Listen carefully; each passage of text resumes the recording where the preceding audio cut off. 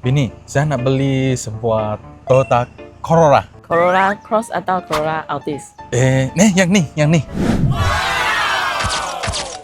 Yang ni, GR Corolla. Apa tu GR? Tak pernah dengar leh. GR ni maksudnya gentle dan responsible. Wah, 3 exhaust ah? Ya, ini 3 exhaust dan tengok sini, ini untuk fuel efficiency. Ini kereta sesuai untuk family kita. 2+2 boleh pasang car seat. Ini untuk apa? Ini tengok sini, dia ada lubang kan?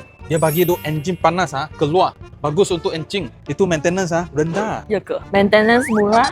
Okay. Dia 1.6 liter, road tax murah, maintenance murah, lagi datang dengan 5 tahun unlimited mileage warranty. Dan you mari tengok sini. Apa barang? Tengok ni sport rim dengan multi spoke, lebih kuat, tahan. Dan lagi brake ni, ada lubang punya. Dia makan safety untuk family kita. Apa tu GR4?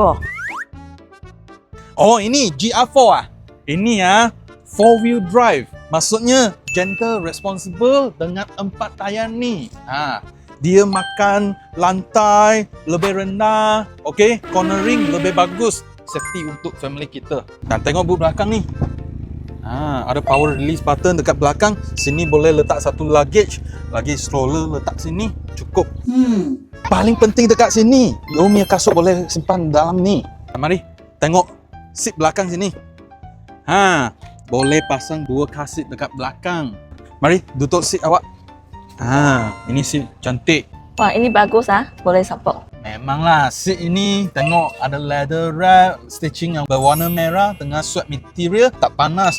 Support ini bagus. Lagi atas ini lagi ada GR emboss. Tak ada power seat. Oh, power seat ni. Ini untuk ringankan kereta. Jimat minyak. Wah, manual. Ya, manual.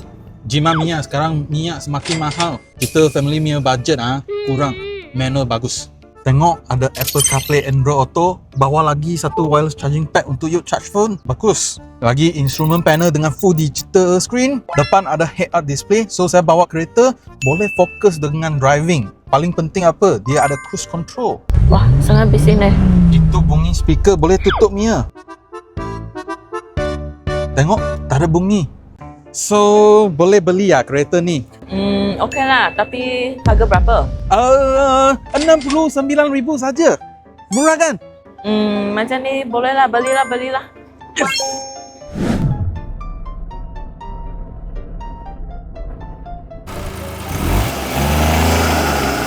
Wah, ini bukan family car eh?